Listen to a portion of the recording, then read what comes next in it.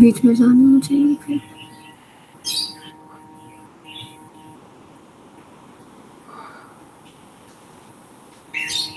تصویر نہیں آ رہی ہے آپ کو، ہے نا؟ جی سر.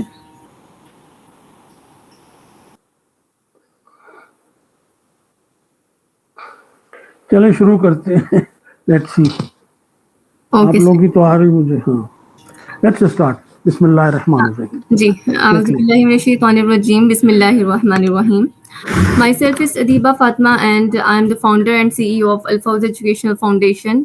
Alhamdulillah, the purpose of today's interview is to let our audience know about our guest speaker, Mr. Sarshar Ahmed, who is the respected speaker in our lecture series Essence of the Divine Word. تو آج کے interview کا مقصد یہی ہے کہ ہمارے audience کو ہم بتائیں کہ جو ہمارے گیسٹ اسپیکر ہیں ان کا اسپریچول جرنی کا ایکسپیرینس کیسا تھا اور کیسے انہوں نے اپنی لائف جو ہے وہ اسلام کی طرف نافذ کی اور اسلام کو اپنی لائف میں لایا اور اس سفر کا آغاز کیا اور پھر اس کو جاری رکھا اور پھر اس کو آگے پہنچایا قرآن کے پیغام کو. تو ان کے سفر سے ہم کیا سیکھ سکتے ہیں، تو اس حوالے سے انشاءاللہ ہماری رہنمائی کریں گے. آپ سب ہمارے ساتھ رہیے گا. Let me introduce our guest speaker, Mr. Sarshar Ahmed. Mr. Sarshar Ahmed جو ہیں جی میں ذرا 2 منٹ اپنا انٹروڈکشن دے دوں تو اس میں کوئی وہ گیپ نہیں آئے گا. جی سر، آپ یو کین گو جی ahead.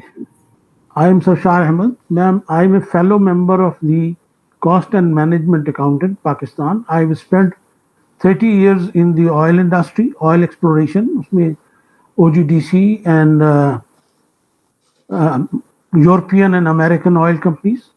And then I has been the financial consultant in the Ministry of Petroleum for 3 years. Thereafter, I was head corporate affairs, a company incorporated by the Ministry of Finance, Infrastructure Project Development Facility. And I spent my 9 years as a controller, head of HR and finance in the Fulbright Commission, Pakistan. So this is my background. In 1990, I used to read the Quran gradually, and I discovered a ayat from the Surah Mudassir. میں اختصار کے لیے آپ کے سامنے ترجمہ ہی پیش کروں گا تاکہ ہمارا وقت کم صرف ہو. جی سر. یہ آیت جو ہے یہ آیت 42 سے 47 ہے سورہ مدثر کی. جی سر. تو وہ پوچھیں گے جو دنیا میں جو جنت میں ہوں گے مجرموں کے بارے میں کہ تمہیں کس چیز نے سقر میں ڈالا. سقر ایک بہت بڑی آگ ہے جس کی اللہ تعالیٰ نے اسی صورت میں قسم کھائی ہے. تو وہ کہیں گے ہم نمازی نہ تھے. اب آپ ان کی فرد جرم دیکھیے. نمبر 1، ہم نمازی نہیں تھے، ہم مسکین کو کھانا نہیں کھلاتے تھے. صحیح. اور مسکین کو کھانا نہیں کھلاتے تھے. ہمیں لوگوں کے ساتھ ہم یوں ترجمہ یہاں کیا گیا ہے کہ فضول باتیں کرنے والوں کے ساتھ ہم فضول باتیں کیا کرتے تھے. ہم یوم انصاف کو جھٹلایا کرتے تھے یہاں تک کہ ہمیں موت آ گئی. اب جب یہ آیت میں نے پڑھی تو مجھے یہ احساس ہوا کہ نماز نہ پڑھنا اتنا بڑا جرم ہے کہ آدمی سقر کی آگ میں ڈالا جائے گا. تو پھر میں 1980 سے نماز پڑھا تھا. پھر میں نے فیصلہ کیا کہ میں ہر روز کچھ لوگوں کو یہ پیغام دوں گا. پھر میں جب کہیں جاتا تھا بازار میں کسی خریداری کے لیے اپنے رشتہ داروں کے گھر، میں نے یہ پیغام ان کو دینا شروع کیا. میں نے قرآن کو، اس زمانے میں تو کمپیوٹر کی فیسلٹی نہیں تھی، تو میں نے قرآن میں جہاں جہاں نماز کا لفظ آیا تھا اس کو علیحدہ کیا اور جہاں جہاں قرآن کا لفظ آیا تھا وہ اس کو علیحدہ کیا. اور پھر میں نے 2 لیکچر تشکیل دیے، ایک کہ ترک نماز شرک ہے اور دوسرا یہ قرآن پناہ ہے، کیا ہم نے یہ پناہ حاصل کر لی ہے. اور پھر میں نے اس پر 1990 سے لے کر آج تک کوئی I think more then 200 lectures دیے ہوں گے. ماشاءاللہ. اور 1996 میں جب میں حج کے لیے گیا میری مرحوم وائف کے ساتھ تو ہم نے دعا مانگی کہ اللہ تعالی ہم کو قرآن عطا کر دے. تو واپس آنے کے بعد میں نے ڈاکٹر اسرار کی، اس زمانے میں انٹرنیٹ نہیں ہوتا تھا اتنا اسٹرانگ، میں نے ان کی 250 کیسٹیں جو ہیں وہ قرآن کی کاپی کرائیں، ان کو کیسٹیں خرید کے دیں، انہوں نے اس کو مجھے کاپی کر کے دیا، پھر میں نے ان کو سنا سال ڈیڑھ 2 سال میں اور اس کے نوٹس بنائے. اس طریقے سے میرا قرآن سے تعلق پیدا ہوا.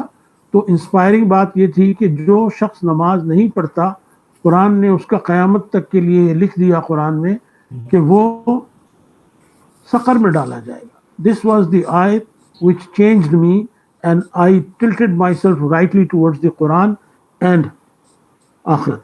ماشاء اللہ سر، جیسا کہ ابھی میرے ذہن میں بھی یہی سوال تھا کہ آپ جیسے کہ آپ نے اپنا بیک گراؤنڈ بتایا، اس میں آپ ڈفرینٹ کمپنیز میں رہے ہیں، ڈفرینٹ کارپوریٹس میں رہے ہیں، اور ڈفرینٹ جو ہیں آپ کنٹرولر اور مینجمنٹ کے آپ اس کی فیلڈ میں رہے ہیں، ڈیزگنیشنز پر رہے ہیں.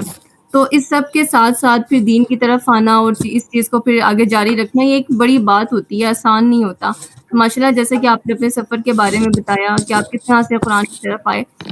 اچھا، یہاں پہ اکثر ایسا بھی ہوتا ہے کہ ہم جب آج کل جو ایک میرے جو آبزرویشن میں جو ایک چیز آئی ہے، جو ہم یوتھ کے حوالے سے جب بات کرتے ہیں، تو جب ہم اسلام کی طرف آنے کی بات کرتے ہیں تو ایک طبقہ وہ والا بھی یہاں پہ ایک ڈیولپ ہو رہا ہے جس کی ایک سوچ بنی ہوئی ہے کہ ہاں اسلام صرف نماز قرآن یہ چیزیں تو ذاتی سطح کے اوپر ہے نا، تو ہمیں تو اپنے اخلاق اچھے ہوں، اگر ہمارا اخلاق نہیں اچھا تو پھر کیا فائدہ ہوگا.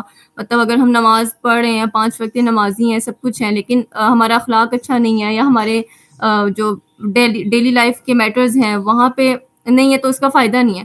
تو اس چیز کو ایک بنیاد بنا کے، یا آپ کہہ لیں کہ ایک آبجیکشن بنا کے، اس کو اکثر یہ ہوتا ہے کہ نماز سے غفلت برتی جا رہی ہے اس وجہ سے بھی. تو آپ اس بارے میں آج کی یوتھ کو کیا پیغام دینا چاہیں گے کہ اس کو کیسے ایلیبوریٹ کرنا چاہیے؟ بات یہ ہے، قرآن میں ایک آیت ہے لا تذر اليوم، کہ اس روز کوئی معذرت نہیں چلے گی جب اللہ کی عدالت لگے گی. اور سورہ قیامہ میں آیت ہے کہ انسان اپنے آپ پر خود گواہ ہے. ہمارا ضمیر جو ہے وہ ہمارے اس وقت پہ شہادت دیتا ہے، اس ہر عمل پہ شہادت دیتا ہے جو ہم کرتے ہیں، اور ہم خود جانتے ہیں کہ ہم یہ معذرتیں ڈھونڈ رہے ہیں. سمجھے، یہ معذرت ڈھونڈنا ہے. بات یہ ہے کہ اللہ تعالیٰ نے یہ نہیں کہا کہ تم لوگوں کو دیکھ کر عمل کرنا اور اس کے مطابق اپنی زندگی کو سنوارنا. اللہ تعالیٰ نے کہا ہے کہ تمہارے پاس یہ قرآن ہے اور محمد صلی اللہ علیہ وسلم کی شخصیت ہے. ان کا زمانہ اتنا برا تھا کہ نماز پڑھنے پر ان کے اوپر اونٹ کی اوجڑی ڈال دی گئی تھی. یہاں ہم دوسروں کے گناہوں کو اپنے لیے ڈھال بناتے ہیں اور خود گناہ میں مبتلا ہو جاتے ہیں. ایک دعا ہے جو میں کرتا ہوں اور میں آپ سے کہوں گا کہ اس کو نوٹ کر لیں، کہ اللہ تعالی ہم کو بہترین دنیا، بہترین دین اور بہترین آخرت عطا فرمائے. اور اللہ تعالیٰ نے مجھے یہ عطا فرمایا ہے اور میری یہ دعا قبول کی ہے. بے شک.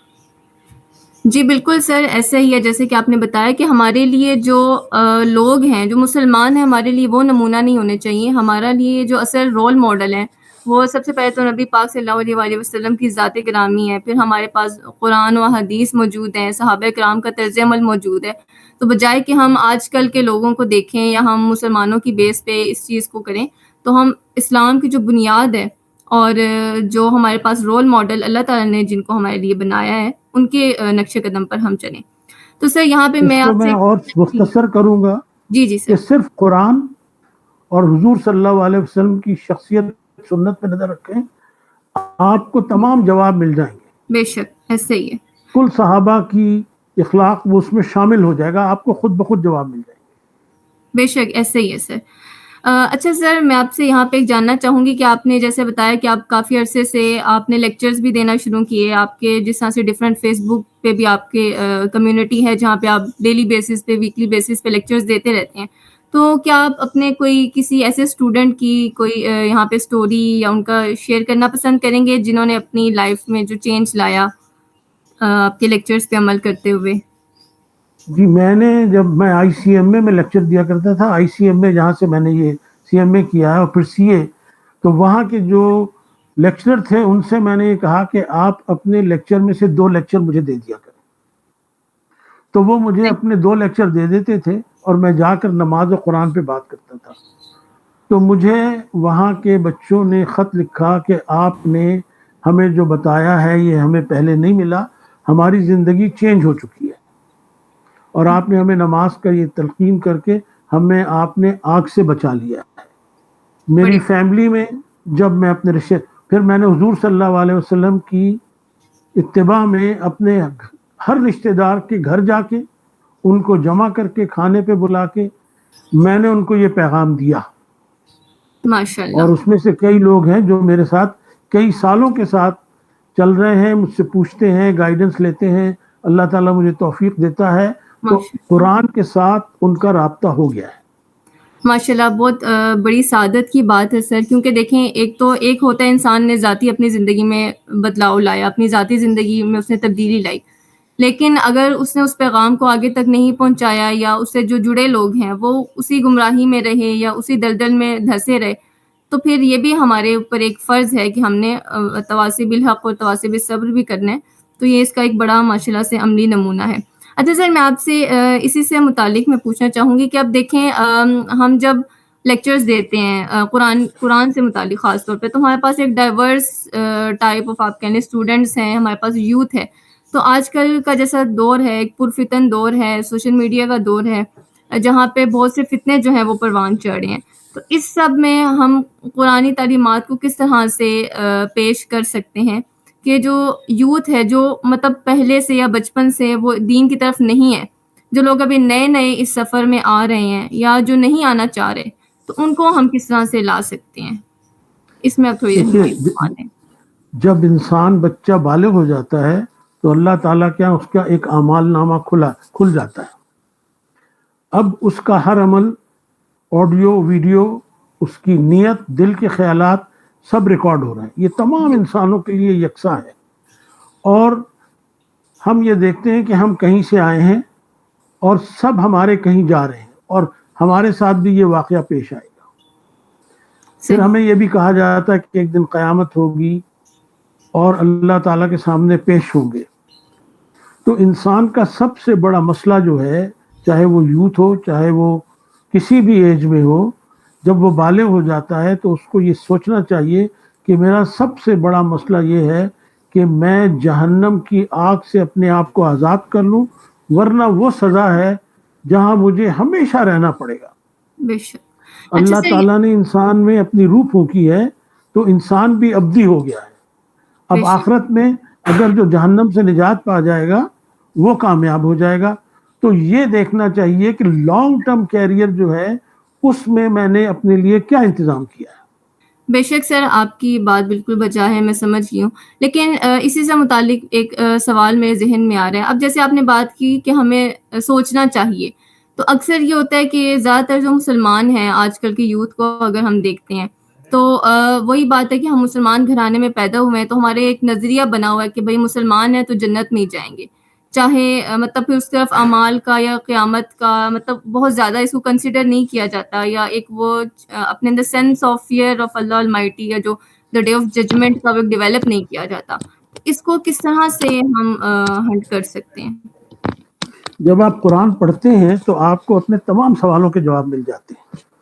سورہ فرقان کی 27 نمبر آیت میں کہا گیا کہ اس دن حضور صلی اللہ علیہ وسلم خود شکایت کریں گے اللہ سے، یعنی کہ وہ اللہ کی عدالت میں ایک مقدمہ دائر کریں گے کہ یہ میری قوم ہے جس نے قرآن کو چھوڑ رکھا تھا۔ اب قوم میں کون ہوئے؟ جو ہم مسلمان، اور قرآن کس کے پاس ہے؟ مسلمانوں کے پاس۔ تو وہ ہماری خود شکایت کریں گے۔ تو یہ کانسیپٹ کہ ہماری وہ ہو جائے گی شفاعت، یہ نفی کرتی ہے کہ حضور صلی اللہ علیہ وسلم کی شفاعت پہ ہم ڈیپینڈ کرتے ہیں، اور وہ ہمارے اگینسٹ مقدمہ ظاہر کریں گے، اور جس کے اگینسٹ وہ مقدمہ اللہ کی عدالت میں دائر کر دیں گے اس کا کیا حشر ہوگا۔ ایک دوسری بات یہ ہے کہ سورہ اعراف کی، سورہ حجرات کی آیت ہے کہ تم اسلام میں داخل ہو گئے ہو لیکن تم ایمان نہیں لائے ہو۔ تو ہر مسلمان جو کسی مسلمان گھرانے میں پیدا ہوتا ہے اس کو شعوری ایمان لانا ہے۔ میں یہ شعوری ایمان لایا 1980 میں، بے شک، اور اگر نہیں لائیں گے تو اللہ کے سامنے جواب دہ ہیں۔ تو یہ جو ہماری تمنائیں ہیں اور ہمارے جو آرگومنٹس ہیں، یہ قرآن ان کا پورا جواب دیتا ہے۔ اب اگر میں رجوع نہیں کرتا تو میرا کیا حشر ہوگا قرآن قیامت میں؟ میں نے رجوع کر لیا تو اب مجھے امید ہے کہ اللہ تعالیٰ میرے ساتھ نیک سلوک کرے گا. تو اپنی سوالوں میں یا اپنی کوئی ایک آرزو قائم کر کے یا آرگومنٹ قائم کر کے آپ قیامت میں فلاح نہیں پا سکیں گے. فلاح آپ پائیں گے قرآن سے اور حضور صلی اللہ علیہ وسلم کی سنت سے. بے شک سر ایسا ہی ہے جیسا کہ اللہ تعالیٰ نے بھی ہمیں مطلب اس جب منافقین کا ذکر کیا تو فرمایا کہ یہ ان کے ایک دل کی آرزویں ہیں، مطلب وہ خود ہی سے چیزیں جو ہیں وہ گھڑ لیتے ہیں اور سوچ لیتے ہیں اور گمان کے اوپر چل رہے ہوتے ہیں، تو ہمیں اس سے بچنا چاہیے. اچھا سر، آپ نے اپنے جو آپ کا لیکچرز کا جرنی رہا، جو آپ نے قرآن سے متعلق لوگوں کو اس کی طرف بلایا اور لیکچرز دیے، تو سر اس دوران آپ کو کوئی ایسا بھی سامنے آیا کہ جس میں کوئی مسکنسیپشنز یا قرآن کے حوالے سے ہوں اسٹوڈنٹس کے ذہن میں، یا کوئی ایسے سوالات ہوں لوگوں کے ذہن میں جو نہیں ہونے چاہیے یا جن کا ازالہ کرنا بہت ضروری ہے؟ اکثر ہوتا ہے کہ لوگوں کو جواب نہیں ملتے تو مسکنسیپشنز ہو جاتی ہیں، تو کوئی ایسی دیکھیے، آپ شیئر کرنا چاہیں گے؟ ہاں، قرآن ہر چیز کا جواب دیتا ہے. دوسرے جو قرآن کی اور حضور صلی اللہ علیہ وسلم کی تصدیق کی گئی اس کا ذکر قرآن میں ہے. مدینہ کی پوری آیات میں خود قرآن میں قرآن کی تصدیق کی گئی تو اللہ تعالیٰ نے وہ آیتیں بھی قرآن میں رکھے ہی کہا ہے کہ یہ کافرین اور منافقین کیا کہتے ہیں. اور حضور صلی اللہ علیہ وسلم کے ساتھ جو وہ سلوک کرتے تھے جس سے آپ کو تنگی ہوتی تھی دل میں، بے تو شک آپ اللہ تعالیٰ نے کہا تم اعراض کرو. تو جو شخص اللہ کا نام لے کے کھڑا ہوتا ہے اس کو یہ ضرور اس ریزسٹنس کا سامنا کرنا پڑتا ہے. لیکن قرآن یہ کہتا ہے کہ تم اللہ کی طرف بلاؤ اور نہایت عاجزی سے اور دلائل سے بلاؤ. بے قرآن شک میں ایسے دلائل ہیں جو میں آپ کو بتاؤں. میں ایک جگہ لیکچر دے رہا تھا میں، تو جی ایک صاحب کھڑے ہوئے اور انہوں نے مجھے یہ کہا کہ آپ یہ بتائیں کہ حضرت ابو ہریرہ کو اتنی حدیثیں یاد تھیں اور فلانے صحابی کو اتنی حدیثیں یاد تھیں، ان میں کون برتر ہے؟ میں نے کہا روز قیامت جب ہوگی تو اللہ تعالیٰ مجھے یہ کہے گا، یہ نہیں کہے گا کہ سرشاد صاحب آپ یہ بتائیے کہ اس سوال کا جواب کیا ہے. بے شک مجھے تو اپنے اعمال مجھے پڑھائے جائیں گے اور مجھے اس کا جواب دینا ہوگا. اب جو دنیا میں اتنے فرقہ بازی ہے مسلمانوں کی، جیسے 4 فرقے ہیں، پھر ایک فرقہ جو ہے اور جیسے شیعہ سنی کے اختلافات ہیں، جی جی قرآن اس کا جواب دیتا ہے 2 جگہ سورہ بقرہ میں کہ قد خلت من قبلکم، کہ یہ وہ تھے جو تم سے پہلے گزر گئے، تم سے ان کے اعمال کے بارے میں پوچھ نہیں ہوگی. مجھ سے نہیں پوچھا جائے گا کہ امام ابو حنیفہ کیا کہتے تھے اور تم نے کیا جواب دیا. نہ مجھ سے شافعی کے بارے میں پوچھا جائے گا، نہ مجھ سے کسی اور فرقے کے بارے میں پوچھا جائے گا. تو یہ لوگ گزر گئے، ان کے اپنا اعمال نامے اپنے ہیں، وہ اپنا جواب دیں گے، میں اپنا جواب دوں گا. تو جب آپ قرآن کو پڑھتے ہیں تو یہ آپ کو سیزنڈ کرتا ہے، آپ کو وہ آرگومنٹ دیتا ہے جو آپ کو اس بیکار اور جھگڑوں سے نکال دیتے ہیں، اور دلائل وہ ایسے دیتا ہے کہ انسان مطمئن ہو جاتا ہے. بے شک سر ایسا ہی ہے. اور ماشاءاللہ سے آپ نے اپنے اس جواب میں تو ایک کیونکہ یہ بھی ایک بہت بڑی مسکنسیپشن ہوتی ہے فرقہ واریت سے متعلق، اور یہ آپ نے ایک بڑا اچھا سو کنکلوڈ کر دیا کہ اللہ تعالیٰ نے ہم سے ہمارے اعمال کے بارے میں پوچھنا ہے، اور جو دین مبین ہے، ایک واضح دین جو اللہ تعالیٰ نے عطا کر دیا ہے ہمیں، تو ہمیں چاہیے کہ بجائے کہ ہم قرآن کو اپنے حساب سے کریں، ہمیں چاہیے کہ ہم اس کے حساب سے چلیں، ہم اسلام کے حساب سے چلیں.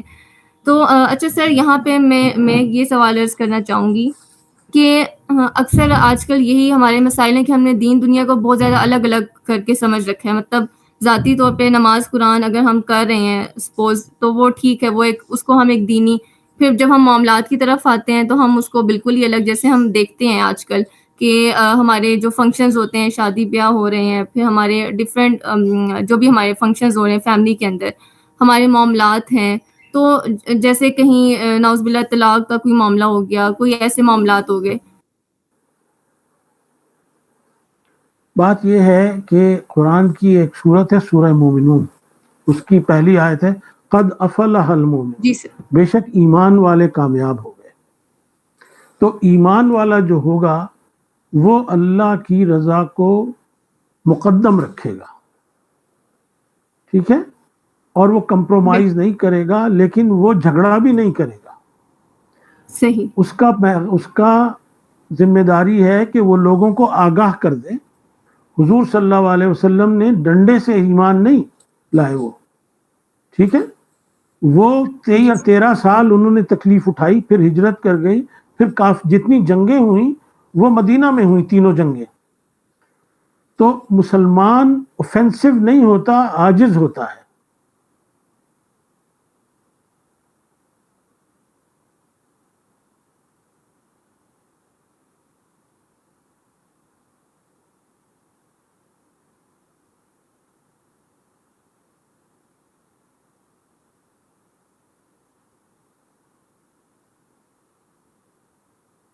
وہ مذہب نہیں ہے کہ ایک سوئچ آن کریں اور آپ مسلمان ہو گئے. مسلمان جو ہیں 23 سال میں قرآن نازل کیا گیا، اور ان کی جو تربیت کی گئی وہ گریجولی مختلف اسٹیجز میں کی گئی. مثلا پہلے نماز تھی لیکن شراب حلال تھی. جب لوگوں نے نماز میں وہ مومنون ہو گئے تو اللہ تعالیٰ نے کہا آج سے شراب ختم ہے. تو لوگوں نے جتنی شراب تھی، چاہے اس کی کتنی بھی ویلیو تھی اور اس کی وہ تھی، ان کی نظر میں اس کی معاشیت تھی، انہوں نے اس کو بہا دیا. تو انسان جو ہے ایک دن میں نہیں سمجھ جاتا. جب قرآن سے آپ کا رابطہ ہوگا تو آپ ہر روز آخری زندگی کے دن تک آپ پر نئے اللہ تعالیٰ کے انکشافات ہوتے رہیں گے، اور آپ اس کے مطابق اپنے آپ کو ڈھالتے رہیں گے، اور پھر آپ وہ بن جائیں گے مومنون جو فلاح پا گئے. تو یہ ایک گریجول پروسیس ہے. یہ وہ پروسیس نہیں ہے کہ آپ ایک دم سے کھڑے ہو جائیں اور احتجاج کا اعلان کر دیں. بے شک بے شک سر، ایسا ہی ہے. اور اس سے ہم یہ بھی نقطہ اخذ کر سکتے ہیں کہ اب لازمی نہیں ہے، اب یہ بھی ایک شیطان کا بہکاوا ہوتا ہے کہ تم یہ تو نیکی نہیں کرتے ہو، نماز تم پڑھتے نہیں ہو تو مطلب بڑے اچھے تم لوگوں سے پیش آ رہے ہو، یا تم اخلاق کے تو بڑے اچھے ہو تو نمازیں تو تم پڑھتے نہیں ہو، تو اس کی بھی کیا ضرورت ہے. یا اگر تم نے فجر کی نماز نہیں پڑھی تو باقی نمازوں کی کیا ضرورت ہے. تو ایک ہمیں مایوسی دلاتا ہے. تو جیسے کہ آپ نے بیان کیا کہ کوئی اچانک سے نہیں ہو جاتا، ہمیں اس چیز کو نہیں دیکھنا چاہیے، بلکہ ہمیں قرآن سے جڑ جانا چاہیے. آہستہ آہستہ اللہ کے فضل سے وہ دین ہماری زندگی میں شامل ہو جاتا ہے انشاءاللہ. بالکل. جی سر تو یہاں پہ بھی آپ کچھ رہنمائی فرمائیں کہ جیسا کہ آپ لیکچرز وغیرہ ڈیلیور کرتے ہیں اور سارا، تو آپ کا جو زیادہ تر online platforms use کرتے ہیں، تو اس حوالے سے آپ کیا رہنمائی دے سکتے ہیں کہ اب جو لوگ بالکل جو نئے انڈیویجولز جو ہمارے پاس ینگسٹرز آ رہے ہیں قرآنک لیکچرز کی طرف، یا وہ کوئی نالج سیکھنا چاہ رہے ہیں لیکن ان کا بیک گراؤنڈ اتنا زیادہ مضبوط نہیں ہے، یا گھر کا ماحول اسلامی نہیں ہے، تو ان کے لیے آپ کی کیا نصیحت ہے، ان کے لیے کیا ایڈوائز ہے؟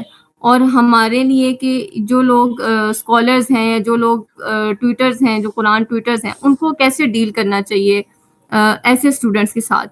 کیونکہ اکثر یہ بھی ہوتا ہے کہ سختی کا معاملہ ہوتا ہے. جیسے میں نے پرسنلی طور پہ کافی دیکھے ہیں اس طرح سے اسکالرز، عالم بہت ان والے ہوتے ہیں، لیکن یہ ہوتا ہے کہ لوگ ان کی طرف اگر آ بھی رہے ہیں تو وہ پھر ان سے دور ہو جاتے ہیں. تو کیسی اسٹریٹجی اپنانی چاہیے؟ دیکھیے، اسٹریٹجی اپنانی چاہیے جو قرآن میں ہے. قرآن میں حضور صلی اللہ علیہ وسلم اگر سختی کرتے کہا گیا اللہ تعالیٰ نے، اگر تم ان سے سختی کرو گے تو یہ تم سے چلے جائیں گے، اور آج پھر اسلام نہ پھیلا ہوتا. تو بہت صبر کی ضرورت ہوتی. جو وتواصوا بالصبر ہے وہ یہی صبر ہے. اب ایک عام اسٹوڈنٹ کے لیے جو سیکھنا چاہتا ہے تو اللہ تعالیٰ نے قرآن میں اعلان کیا ہے کہ یسرنا القرآن فہل من مدکر، ہم نے اس قرآن کو آسان کر دیا، جو چاہے وہ جو سمجھنا چاہے. تو جو مخلصی کے ساتھ قرآن کو پکڑ لے، اور قرآن کی یہ کیفیت ہے، اس کو اللہ تعالیٰ نے اتنا آسان کر دیا کہ ایک دیہاتی جو کسی اسکول میں بھی نہیں گیا، وہ کم از کم قرآن کو پڑھ لیتا ہے، تلاوت کر دیتا ہے، جبکہ وہ اردو کی کتاب کو نہیں پڑھ سکتا. بے شک. یہ اللہ تعالیٰ نے اس کو آسان کر دیا ہے. اب اس کو دوسری آسانی اس کی یہ ہے کہ اب ایک لیول اسکالر کا ہے، ایک لیول کوئی درمیان میں ہے، ایک کوئی بگنر ہے. جو کوئی مخلص نیت رکھے گا اس کو یہ قرآن راہ دکھائے گا. دوسری بات یہ ہے کہ وہ جب راہ دیکھے تو اس کو ایک اچھی صحبت اختیار کرنی چاہیے، اور کوئی ایک اسکالر جو بہترین ہو اسکالر کو سلیکٹ کرنے کا معیار یہ ہے کہ وہ دوسروں کے ساتھ جوابی حملے نہیں کرتا کسی پہ. آج کل یوٹیوب پہ آپ دیکھتی ہوں گی بے شک بے وہ شک. اسکالر نہیں ہے کیونکہ جی وہ قرآن کی ہی بات کو نفی کر رہے ہیں. وہ ایک دوسرے پر غالب آنے کی کوشش کرتے ہیں اپنے علم اور تکبر سے. تو کوئی ایسا اسکالر سلیکٹ کیا جائے جو سائلنٹ بات کرتا ہے, کسی دوسرے شخص کی بات نہیں کرتا.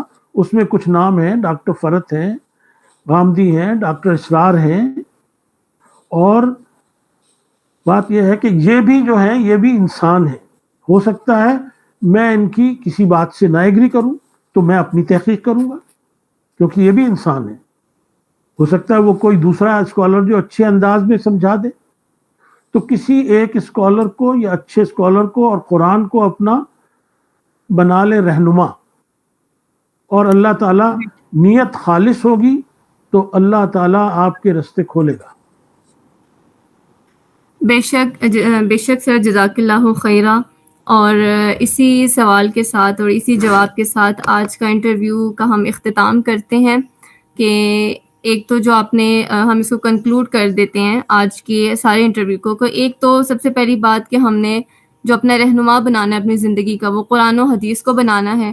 اس کے بعد جو ہم نے سب سے پہلے اپنا ایک جو گائیڈنس پرووائڈ کرنے والا ایک اسکالر ہے, کوئی بھی عالم ہے, وہ ان کو ہم نے ایک کرائٹیریا رکھنا ہے, ان کو ایک سٹینڈرڈ ہم نے جو سیٹ کرنا ہے ان کو چوز کرنے کا, وہ یہ ہے کہ وہ اللہ اور رسول صلی اللہ علیہ وسلم کے احکامات پہ عمل پیرا ہیں. وہ کسی پہ تنقید نہیں کرتے, وہ کسی سے جو ہے مقابلے بازیاں نہیں کرتے, لڑائی جھگڑے اور فرقہ واریت کی بات نہیں کرتا. جو صرف حق کی بات کرتا ہے, قرآن کی بات کرتا ہے, رسول صلی اللہ علیہ وسلم کی بات کرتا ہے, دین اسلام کی, سنت کی, حدیث کی بات کرتا ہے, بجائے کہ ادھر ادھر کی باتوں کے علاوہ, تاکہ جو دین مبین ہے, جو صراط مستقیم ہے, وہی ہمیں حاصل ہو سکے اور ادھر ادھر کی گمراہیوں سے اور فتنوں سے ہم بچ سکیں انشاءاللہ. اور جو ایک ہماری یوتھ ہے, جی سر, ان کے لیے آپ آخری کوئی میسج دینا چاہیں تو پھر اس کے ساتھ ہی ہم اختتام کرتے ہیں. جزاک اللہ. ایک کریکشن میں آپ سے کروں گا.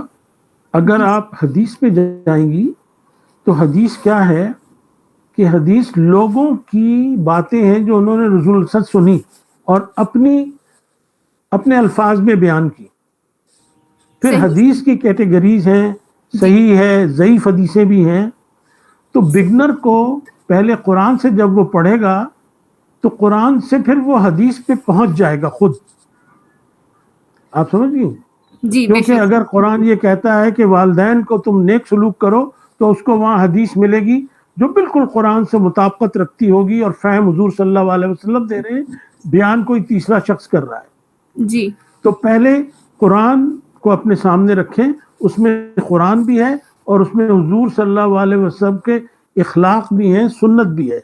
ٹھیک ہے. بے شک. اب صحیح. رستہ کیا ہونا چاہیے ہر شخص کے لیے جو شروع کرنا چاہیے, اس کو سورہ بقرہ کی جو پہلی 20 آیات ہیں ان کو سمجھنا چاہیے. اس میں 3 کیٹیگریز ہیں. ایک ہے جو مفلحون ہیں, جو اپنی زندگی میں فلاح حاصل کرنے کی کوشش کرتے ہیں. ایک وہ ہیں جو بالکل انکار کر دیتے ہیں. ایک وہ ہیں جو منافق ہیں. تو اب اس کو اپنے آپ کو ان میں شامل کرنا ہے جو کہ فلاح حاصل کرتے ہیں. بے اس شک. نے 6 چیزیں کرنی ہیں. صحیح. مختصر کہ جی ہدی للمتقین, کہ اللہ تعالیٰ کی ذات کو پہچاننا ہے اور اس سے خوف کرنا ہے. بے اللہ شک. کون ہے؟ قہار ہے, مالک ہے, ہمارا خالق ہے, مالک ہے, رازق ہے. پھر دوسری بات کیا ہے؟ یؤمنون بالغیب, جو ایمان کے تقاضے قرآن میں بتائے گئے ہیں وہ پورے کرنے ہیں, جس میں قرآن پر ایمان لانا, حضور صلی اللہ علیہ وسلم پہ ایمان لانا اور باقی چیزیں شامل ہیں. تیسری بات ہے یقیمون الصلاۃ, جو شخص نماز نہیں پڑھے گا اس کا سفر نہیں شروع ہوگا. یہ پہلا حکم ہے جو اللہ تعالیٰ نے دیا. پہلی بے 2 چیزیں جو ہیں متقی اور یؤمنون بالغیب, پھر تیسری بات کہ وہ نماز شروع کرے. چوتھی بات کہ وہ مما رزقناہم ينفقون, اللہ کی راہ میں خرچ کریں, اس میں سے خرچ کریں جو اللہ تعالیٰ نے دیا. پانچویں بات یہ ہے کہ وہ ایمان لاتا ہے جو اتارا گیا حضور صلی اللہ علیہ وسلم اور جو آپ سے پہلے اتارا گیا. اب یہ قرآن ہے جس پر ایمان لانا ہے, پھر اس کے مطابق ایمان لانے کا مطلب ہے کہ اب اس کے مطابق میں عمل کرنے کی کوشش کروں گا. بے اور شک پھر وبالآخرۃ ہم یوقنون، وہ آخرت پر یقین رکھتے ہیں، اس بات پہ یقین رکھے کہ اس کو اللہ تعالیٰ کے سامنے پیش ہونا ہے۔ ضرور۔ اگر وہ یہ 6 باتیں کرے گا تو اس کو اللہ تعالیٰ نتیجہ دے رہا ہے کہ یہ وہ بندے ہیں میرے لوگ جو مفلحون ہیں، جو فلاح پانے کی کوشش کر رہے ہیں۔